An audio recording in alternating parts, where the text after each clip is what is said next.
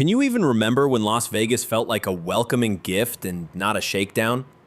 When every single neon sign wasn't just trying to bleed you dry, but was a genuine invitation into a world where the spectacle was free for the taking. Today, the Strip's glow is a facade, because behind that hollow glitter, the soul has been ripped out. The Las Vegas that once threw its arms open to every dreamer, whether they were a king or a pauper, has been systematically gutted, piece by insidious piece. This was never about money. It's a war for the city's soul. So join me as we expose the 9 devastating losses that Las Vegas will never recover from. And I warn you, the final blow is a betrayal that cuts straight to the heart. Number 9, the death of free parking. Picture this. You're crossing the desert at night, your headlights finally catching that first distant shimmer of neon. You arrive at a billion-dollar palace, glide into a garage the size of a small nation, and you park, absolutely free. That wasn't just a handshake, it was Las Vegas's sacred promise. A bold, defiant statement that screamed, "You belong here. Stay as long as you want." For decades, free parking wasn't some cheap perk, it was a core philosophy. The old guard knew the real money wasn't in the parking structure, it was on the casino floor. They understood that if you walked in unburdened, not already nickel and dimed into a foul mood, you'd play longer, spend with abandon, and leave with a memory, even if your pockets were lighter. Free parking wasn't charity, it was brilliant, predatory psychology. Then, the corporate vultures descended. Around 2016, they unleashed paid parking, a blatant, unapologetic tax on joy. A staggering $10, $20, even $30 just for the privilege of letting your car exist. Locals, who once considered the Strip their birthright, were driven away. And tourists, already bleeding from resort fees and extortionate cocktails, were slapped in the face before they even touched a slot machine. The very first impression of Vegas, once a grand, welcoming embrace, became a cold, clinical transaction. And make no mistake, the damage goes far beyond your bank account. Free parking was the great equalizer. Where else on this planet could an ordinary person roll up to a palace of light, park their clunker for nothing, and for a moment feel like they owned the damn place? It was a priceless, intoxicating dose of equality. But you strip that away and the entire illusion shatters. The magic shrinks. The welcome mat isn't just rolled up, it's been set on fire. Sure, the corporations now rake in millions from those garages, but in their greed they've sold something they can never buy back. Goodwill. Because if free parking was the hello of old Vegas, what they murdered next was its unforgettable soul. And when you truly picture it, you'll see the ghosts of feathers, the shimmer of sequins, and the city's most tragic, vanished icon. Number 8, the execution of the showgirl. Dare to think of Las Vegas in its prime. What image ignites in your mind? It's not some corporate logo or a DJ in a booth. It's a goddess, seemingly 10 feet tall in heels, cloaked in a cascade of feathers and jewels, a living fire under the spotlights. The Las Vegas showgirl wasn't just a performer. She was the city's very essence. From the 1950s through the 1980s, productions like Folies Bergère at the Tropicana or the legendary Jubilee at Bally's weren't mere side attractions. They were the thundering heartbeat of the Strip. These weren't some cheap song and dance numbers. They were biblical spectacles with full orchestras and stagecraft that put Broadway to shame. Tourists didn't just purchase tickets. They were buying a passport into a waking dream. The showgirl was a defiant promise of everything Vegas was meant to be. Unapologetic glamour, unrestrained spectacle, and the sacred vow that here you would witness something impossible anywhere else on Earth. But then the feathers began to fall, plucked by the cold hands of greed.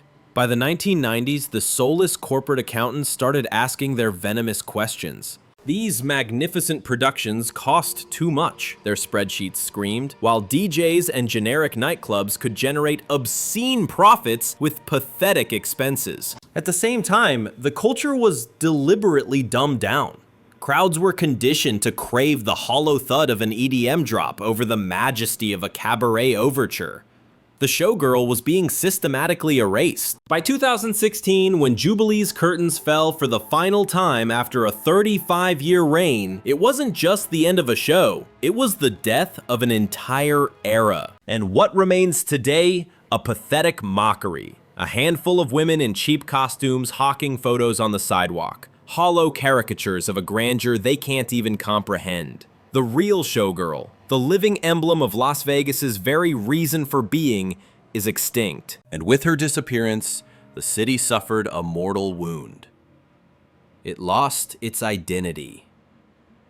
Paris has its tower. New York has Broadway. Las Vegas had the showgirl. She was its living trademark, its most precious cultural export, its glittering, defiant face to a watching world. Without her, the Strip feels neutered, generic, and unforgivably corporate. Sure, the LED screens are brighter and the clubs are louder, but it's all just noise, a cheap, hollow echo of the raw, electric divinity of watching a true showgirl command that stage. A chilling reminder that Vegas was once a lawless fantasy land, where dreams were stitched in rhinestones. And if the death of the showgirl felt like an icon being erased, the next loss slices into the very soul of the city. Because it wasn't about who you paid to see on a grand stage, but which legend you could stumble upon, for free. Just feet from your spinning slot machine. Number 7, the death of the Lounge Act. Witnessing greatness for nothing. Just imagine it. The year is 1972, and you're full from a prime rib buffet that cost you a mere $1.99. You drift into a hazy casino lounge, order a $2 cocktail, and then, with no ticket, no cover charge, you are suddenly standing 5 feet from Tom Jones as he unleashes a heart-stopping ballad. Or Sammy Davis Jr. trading barbs with the band.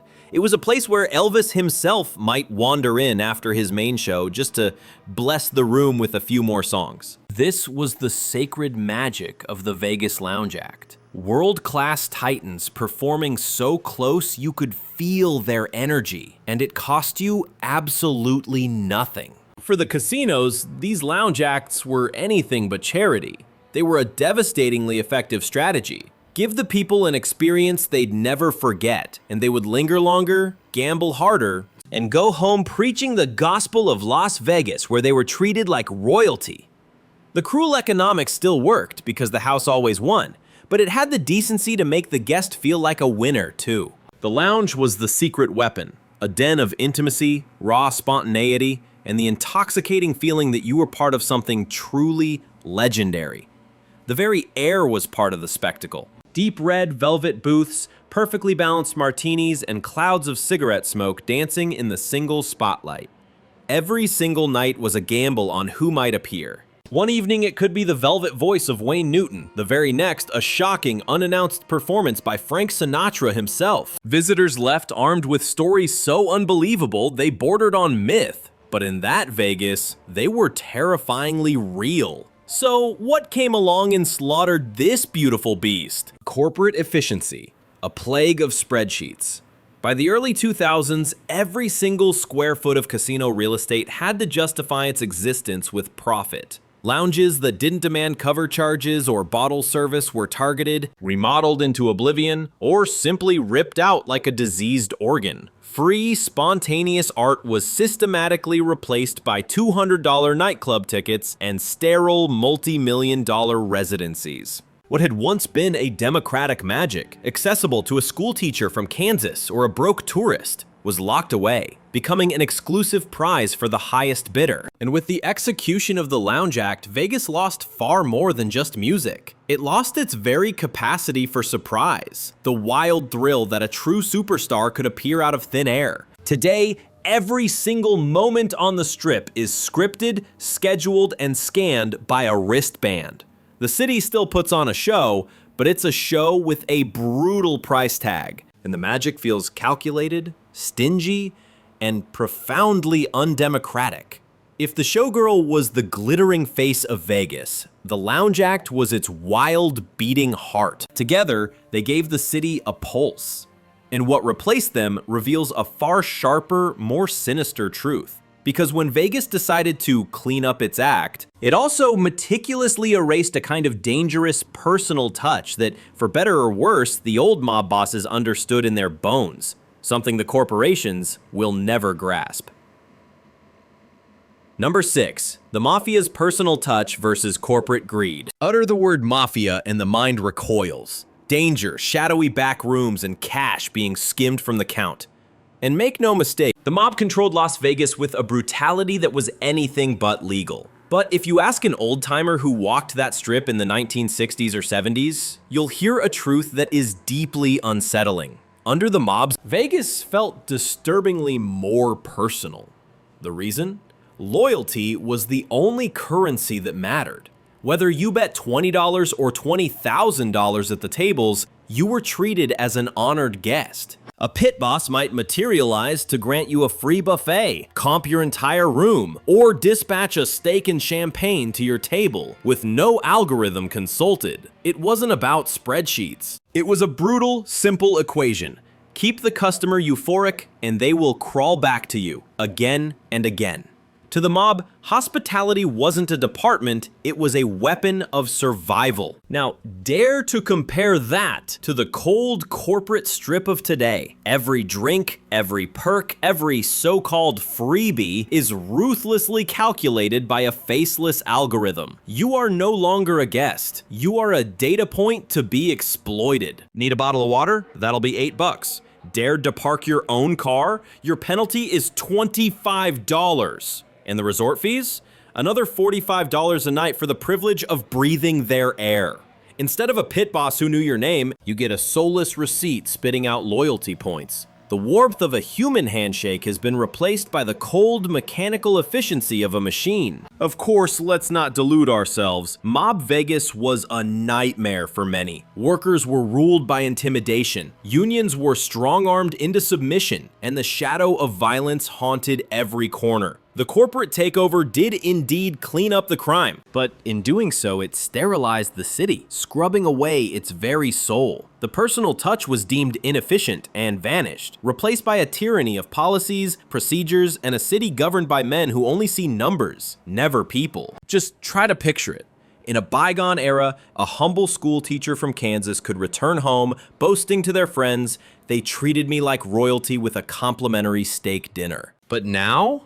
You can burn through $1,000 at the blackjack table and they'll still have the audacity to charge you $18 for a simple gin and tonic. The mob, for all their faults, made you feel like a king, no matter what was in your wallet. These faceless corporations, they make you feel like nothing more than a data point on a spreadsheet, no matter how much cash you bleed. This catastrophic shift from cultivating loyalty to cold, hard extraction is one of the most devastating cultural wounds Vegas has ever suffered. Because let's be clear, the mob's generosity was always a calculated investment, yet it masterfully wove a myth of belonging, a spell of inclusion that today's corporate overlords are utterly incapable of casting. But if the mob's comps crowned every man a king for a day, the next treasure we lost was a different kind of royalty altogether. A true people's jewel. A culinary crown jewel. A treasure so absurdly cheap, so deeply iconic, that it etched itself into the very soul of Vegas history. I'm talking about number 5, the legendary 99-cent shrimp cocktail. What force on earth could compel tourists to snake in lines down the block, their faces lit up with pure, unadulterated joy? It wasn't the siren call of a slot jackpot, nor the allure of a front row show ticket. No, it was the promise of a chilled glass brimming with shrimp for less than a single dollar. For decades, that 99-cent shrimp cocktail was an institution, as fundamental to the Las Vegas skyline as the blazing neon of Fremont Street itself. It was the Golden Gate Casino, way back in 1959, that forged this simple offering into an enduring legend. We're talking about a humble plastic cup, absolutely packed to the gills with shrimp, with cocktail sauce shamelessly spilling over the rim and a lone lemon wedge perched on the side. It was the antithesis of glamour, and that was its power. For 99 cents, it became a sacred ritual. uniting college kids, retirees, and even the highest of rollers. Yes, even celebrities would stand shoulder to shoulder in that very same line. In that one glorious, tangy bite, the social pyramid dissolved. Everyone was equal. But why did this simple snack carry so much weight? Because you have to understand, shrimp wasn't just food. Back home, it was a delicacy reserved for weddings and stiff, formal dinners. But in Vegas, Vegas made it an accessible, everyday indulgence. The city was broadcasting a powerful, seductive message. Here, you can taste the high life, no matter how little is in your wallet. That single, humble cup of shrimp was the physical embodiment of the Vegas promise. Luxury for the masses. But in a tragic and all too familiar story, the cold, hard calculus of economics became its executioner. Soaring food costs and the relentless march of inflation dealt the first blows. And the city's obsessive pivot to exclusive high-end dining drove the final nail in the coffin. That iconic 99-cent deal began its sickening climb. First to $1.99, then a jump to $2.99. And then an insulting $7.99. With each price hike, the magic bled away.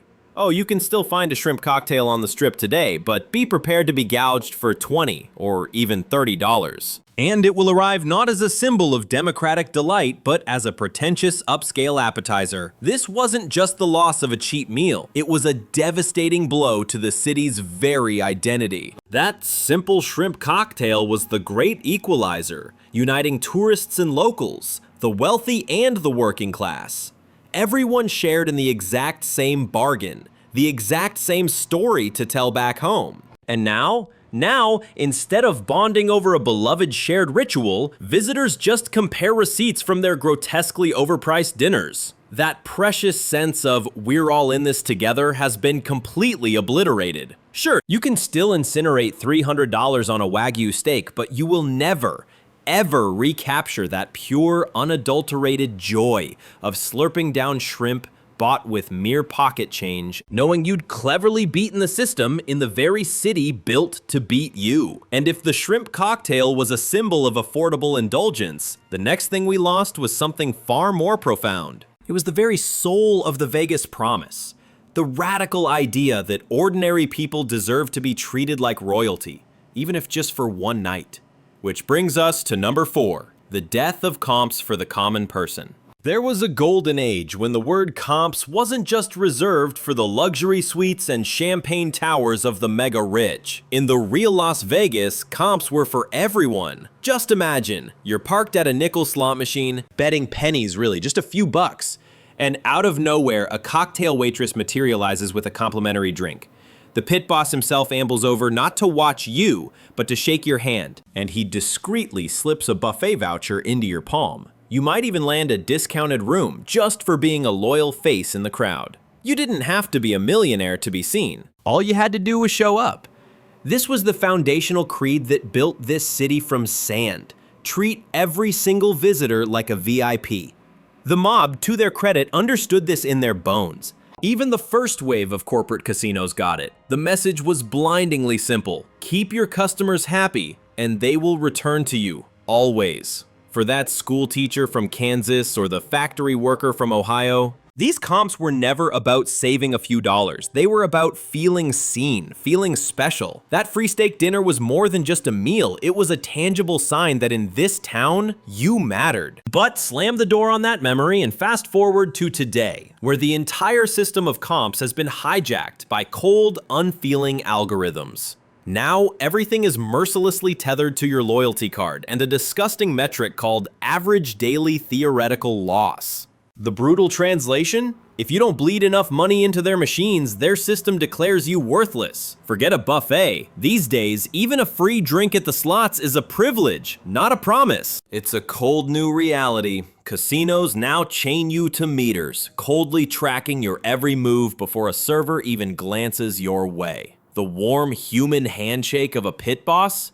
dead and buried, replaced by a soulless app notification. And make no mistake, the impact of this is a cataclysm far greater than a free buffet. When the comps were ripped away from the everyday person, they didn't just steal a free meal, they stole the stories. Those incredible tales you'd bring back home. The very lifeblood of Las Vegas's mystique were the most valuable marketing on the planet, and they just bled it dry. Today, the only stories worth telling come from the gilded cages of the penthouse suites, whispered by the whales who live in a different reality from the rest of us. The grand myth that Vegas was a kingdom for everyone has been grotesquely twisted into a fortress of exclusivity. Oh, luxury still exists, but it's no longer a reward. It's just another high-priced item on the menu. That sacred egalitarian spirit, where a teacher, a truck driver, and a tycoon could all be crowned king for a night, has been executed. And in the chilling vacuum it left behind, Vegas feels less like a playground for the people and more like a sterile, upscale mall with the sad jingle of slot machines. But if losing the comps felt like a personal betrayal, the next loss was an attack on the very skyline. Because the next thing Vegas lost was a crime against the imagination itself. Entire, breathtaking casinos that transported you to another universe. All bulldozed before everything became a bland copy of the same generic luxury hotel. Number 3, the systematic slaughter of the unique themed casinos. A cautionary tale from a time before this city sold its soul for sheet glass and steel. I dare you, close your eyes and remember the sheer awe of stepping into Las Vegas in the 1980s or 1990s. You weren't just entering a casino, you were piercing the veil into a whole other world. Caesar's Palace didn't just mimic Rome, it resurrected it, sweeping you into an empire of marble gods and toga-clad servants. The Luxor Pyramid wasn't a building, it was a beacon from a lost civilization, a pharaoh's tomb against the desert sky. It tore a hole in the night with the world's brightest beam of light.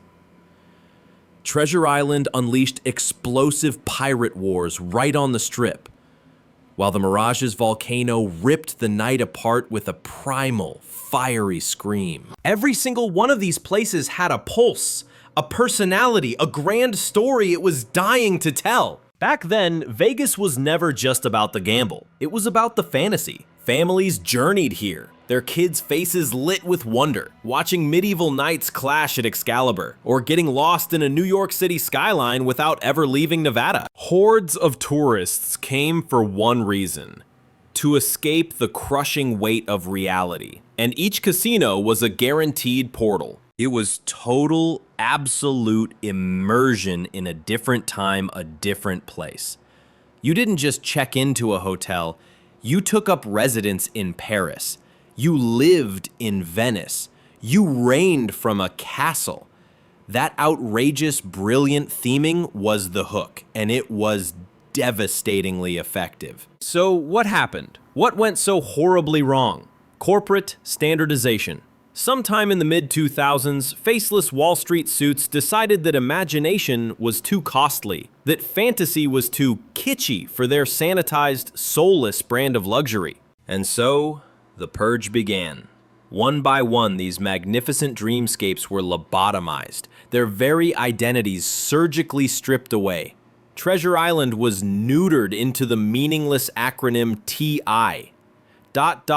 They scuttled the pirate ships and buried the epic battles beneath a mountain of sterile, overpriced dining. The Luxor, once a monument to mystery, had its lights extinguished, its majestic pyramid gutted and stuffed with bland convention halls. And the Mirage, the legendary Mirage, defined by its erupting volcano and Siegfried and Roy's ethereal white tigers, is being disemboweled as we speak. Its heart ripped out to make way for a giant guitar-shaped tombstone of corporate branding. Walk the Strip today. I challenge you. Witness how sickeningly interchangeable it all has become. An endless parade of sleek glass towers, pretentious restaurants, and designer logos. Beautiful? Perhaps, but it's the empty, generic beauty of a mannequin. You could be in Miami, Dubai, or Singapore. The fierce, chaotic uniqueness that once defined Las Vegas has been sandblasted into a glossy, forgettable, and uniform product. And the devastating consequence?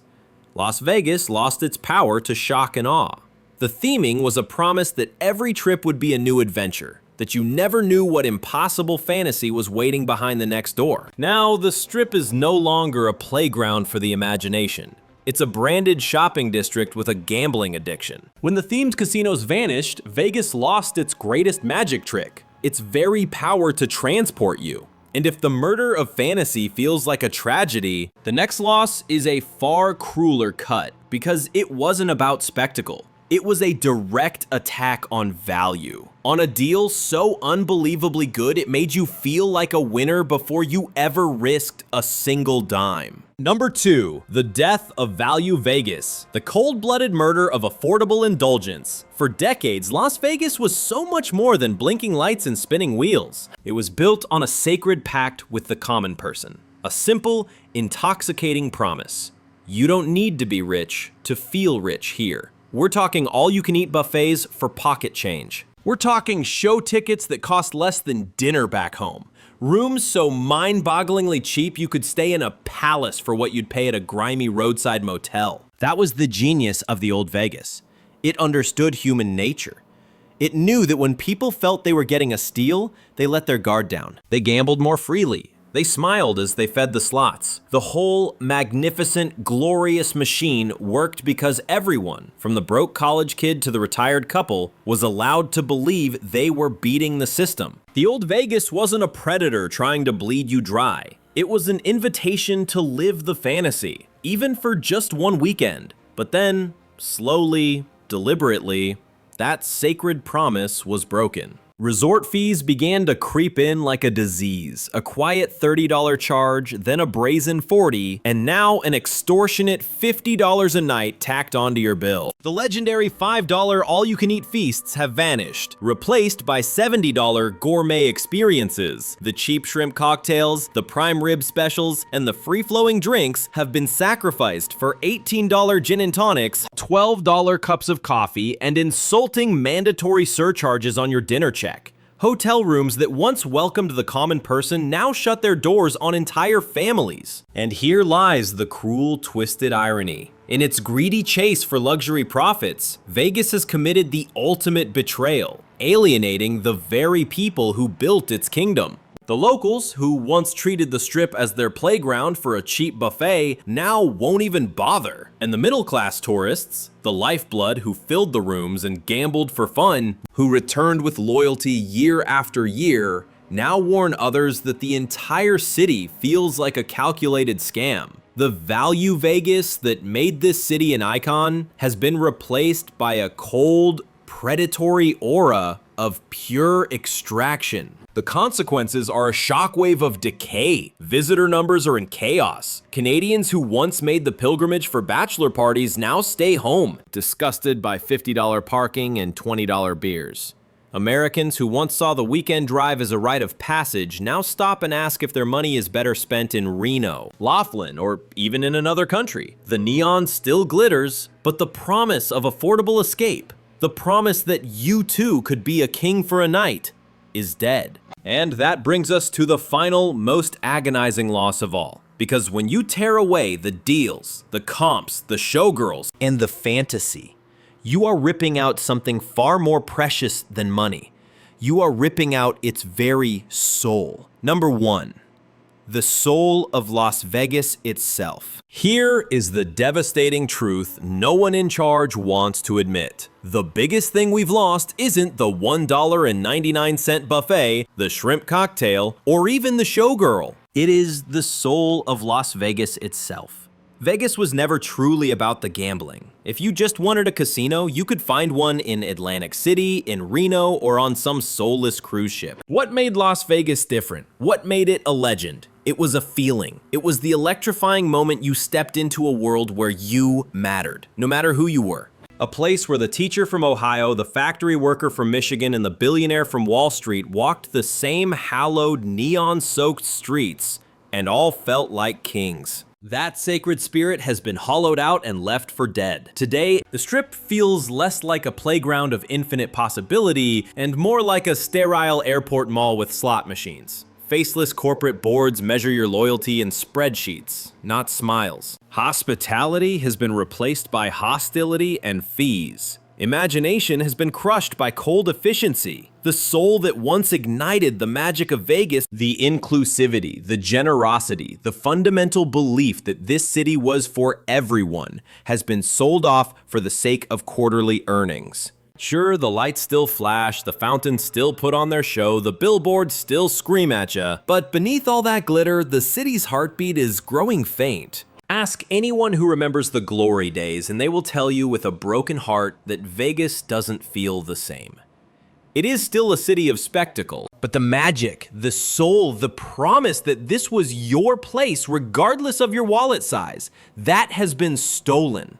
And maybe that is why this nostalgia hits like a punch to the gut. Because deep down, we all know the jackpots, the buffets, and the comps were never the real prize. The real prize was the priceless feeling Las Vegas gave us. The feeling that we belonged. So there it is, the ghost of Las Vegas, remembered through the 9 things we have been forced to watch die. I still love this city, but I ache for the one that made every single person feel like a high roller.